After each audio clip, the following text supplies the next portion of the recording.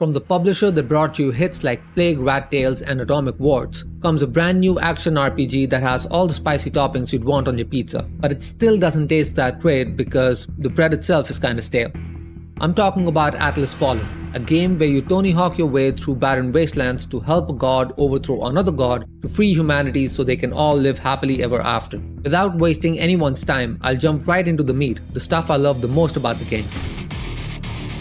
First up is the movement and traversal. It simply feels amazing. Whether you're running on solid rock or sliding through the sand or double jumping for platforming puzzles, the movement is smooth, snappy, and it made me want to explore the world more instead of just fast traveling.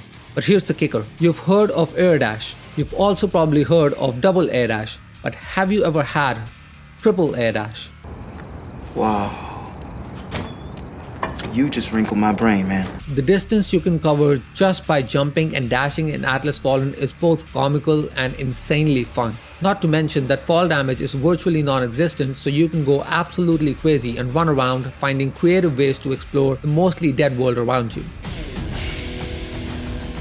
The second thing I thoroughly enjoyed was combat. It took a little getting used to, but once it clicked, fighting enemies of all sizes was a blast. Combat in Atlas Fallen is all about balancing aggression against defense. Every time you hit an enemy, your momentum bar goes up, and the higher your momentum, the more damage you deal. And it gets fairly challenging because with higher momentum, you also take more damage. So during every encounter, you must decide how far you want to push it before using the ultimate shatter, which deals big damage but resets the momentum and you have to start all over again. What makes it more fun is the fact that dealing damage also recharges your heals, so you have to go back on the offensive even if you're about to die. I don't know what to do, my whole brain is crying!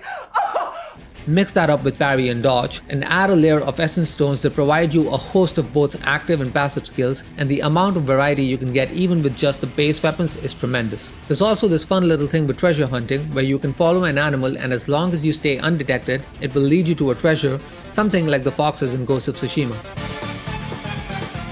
One more thing that's worth noting is that this is one of the few games that actually maintains 60 FPS in performance mode most of the time. The only time I saw any noticeable drops were in the main city, and you barely spend any time there, so it doesn't really make a difference.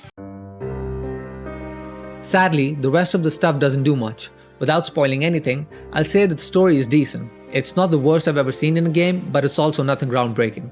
Which ultimately I think is good, considering the co-op nature of the game. I mean, I wouldn't like to be held back by the narrative if I'm trying to run around and beat the crap out of monsters for fun. Another issue was the image quality in performance mode. The game isn't the best looking to begin with, which is not a problem by itself, but while playing I couldn't help but notice this weird noise in objects and buildings, especially when you're standing still. I'm not sure whether that was because of the filtering or upscaling, but it became distracting on more than one occasion. The most disappointing thing, however, was the open world. Don't get me wrong, there are secrets sprinkled around the world with nooks, crannies, and peaks that made me go out of my way to discover more about the wastelands, and there are moments when the game does an impressive job of creating a really good environment around you. However, most of it is a barren, lifeless desert. Again, it's something that makes sense for the game, but there's only so much sand skating I was able to do before getting tired and going straight for the next objective. Finally, there are some quality of life things that bug me. Like the fast travel screen not having any objective markers, so I would have to check the map to make sure I was going to the right spot, then go back to the fast travel screen and then make the jump. Or the fact that perks, which are the permanent passive boosts, are tied to armor upgrades, which means you'll be spending resources on armor you don't need just to get the perks, adding unnecessary grind and resource hunting.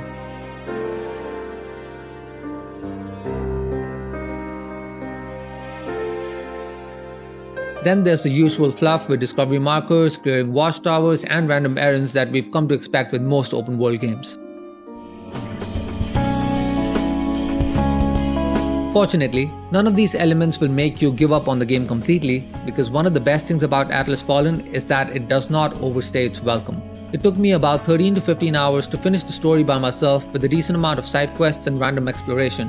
If you spend more time exploring secrets and doing more side quests, you can easily stretch it out to over 20, maybe even 30 hours. And if you're playing co-op with a friend, it's only going to be much more fun and time will fly by even quicker. So, if I had to put a rating, I'd give Atlas Fallen an 8 out of 10. It accomplishes what it tries to do very well, and while it may not be a strong Game of the Year contender, it's definitely one of the better releases of 2023.